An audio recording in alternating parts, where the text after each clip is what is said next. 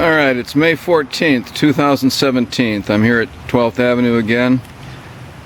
Gotta do another video because it's just getting ridiculous when things that you haven't seen in 20 years, all of a sudden you see them, you know, on a weekly and monthly basis. So the pressure is coming from the local Democratic political machine. And they obviously either want to burn this place down, which is what I really think the agenda has been. So anyway, it's a Sunday and we've got garbage. Somebody has thrown garbage out here on the street. Now, who would do that? Now, you got to ask yourself, why would somebody do that? Now, there's nobody else is putting their garbage out 3 days before the garbage man comes. But that's what we got here. So this is, again, just aberrant behavior. But it doesn't stop there. The tenant upstairs, Amanda Garcia, is one of them. She's an agent provocateur sent here to frustrate, to damage my property, to create all kinds of constant nuisances. Her gas is shut off. So over the past month, I started getting phone calls from her that her electric was, her breakers had been thrown on her fuse box. So I go downstairs, which is down here, trip the fuse box, come back, then I get a call a few hours later, oh, it's tripped again. Well, then I find out that her gas is turned off. So that makes all the sense in the world now. So she's heating the house, at least she was, it's turned on now, but she's heating the house with the electric heaters, taking the chance of burning the building down. Now, how is it so coincidental that I've had two tenants now who potentially have created situations where the building is in jeopardy of being burned down? How is that possible? In 1 month, we have two people doing different things, leading to the possible same conclusion of this building being burned up. Now, who is behind this? You really got to start, you know, crunching the numbers and seeing who really is behind this. Well, I know it's the political Democratic machine, because that's who's been basically targeting me since I was 17 years old. But here we got the garbage out here. Now, she doesn't take the garbage out on garbage day, but it sits up here. Now, inside her apartment, she's only lived here since June of last year, so it's basically 11 months. So she's been here almost a year.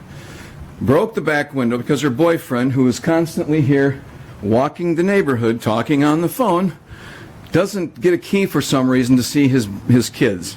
So instead of her giving him a key, I believe he's the one that broke in here, because when I refused to fix it, it got fixed.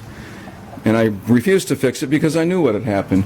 He was over here and he wanted to come in and she wouldn't let him in, and so he broke the window, and then I'm supposed to constantly fix it. So I said, no, you fix it.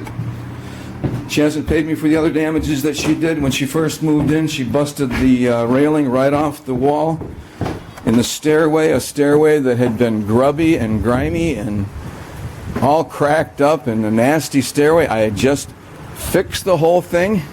I had just patched all the cracks, primed it, painted it. It was beautiful. In the first, like within a couple months after doing that, Amanda Garcia moves in, and literally, whatever she was taking up the stairs, she hit everything. She hit every wall on the way up, dented, scratched, plaster falling that she smashed, and then knocked the railing right off the wall.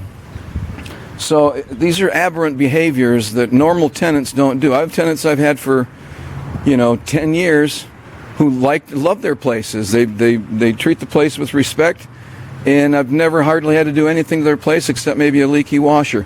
When I got somebody like these two tenants that I've had in the past 6 months all of a sudden show up, both of them seem hell-bent on trying to burn the place down, or at least that's what it seems.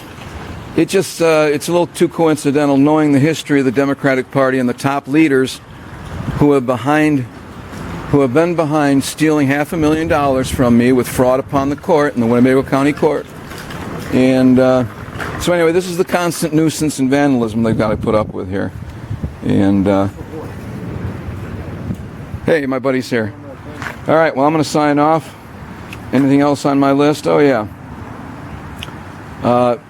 Amanda also threatened me with the health department when I said, I'm not turning on your electric until you promise not to turn those space heaters back on because it's a fire hazard. Well, then her boyfriend came chasing me down all mad and, oh, how dare you? And then I told him, I said, look, the gas is turned off. Your mother, the mother of your kids is going to end up burning your kids up. And he actually understood. I never got any more grief from him.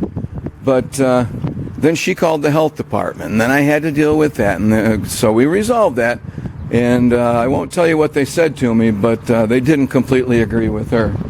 And like I said, since it's warm out now, I'm more comfortable with letting the electric on.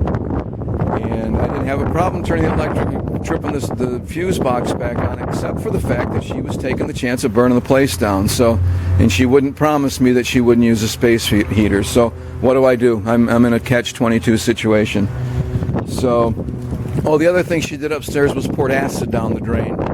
Caused not only a leak in the drain, but then it leaked through to the people downstairs. And it's just, again, who puts acid in the drain? Okay, it's aberrant behavior that doesn't make any sense. Pour acid in the drain, do damage to my property, have your gas turned off, then come threaten me that I'm the bad guy. So, once again, I'm putting this up here for my protection. I'm hoping at some point they'll stop. But if they don't, I'll be posting still. Well, I'll post it anyway, because I got to reveal the overall scam. It started back in 1980 when I spent $15,000 for new plumbing and new electrical service to a building.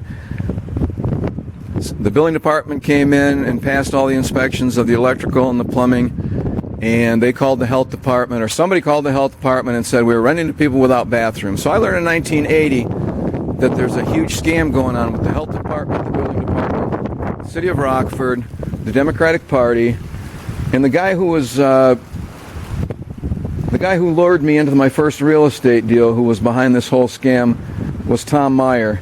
He was chairman, campaign manager for 3 mayors: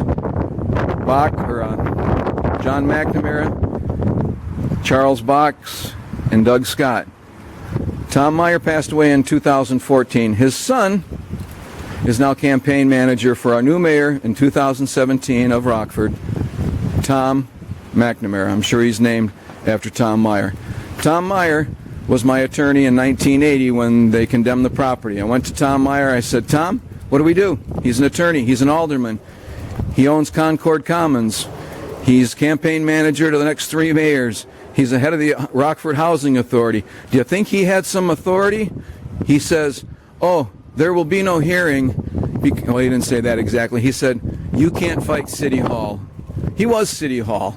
So he's telling me you can't fight City Hall. There never was a hearing for me. So they held court without me in 1980, and over the next 25 years they stole $500,000 from me.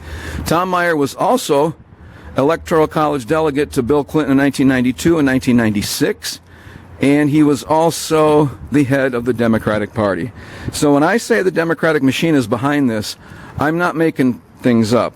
This goes back to 1980. For some reason, I was profiled and they came after me. Today, in 2017, is the ongoing sabotage that goes back 40 years. So you think I'm a little frustrated? I think I have a right to be. All right, signing off.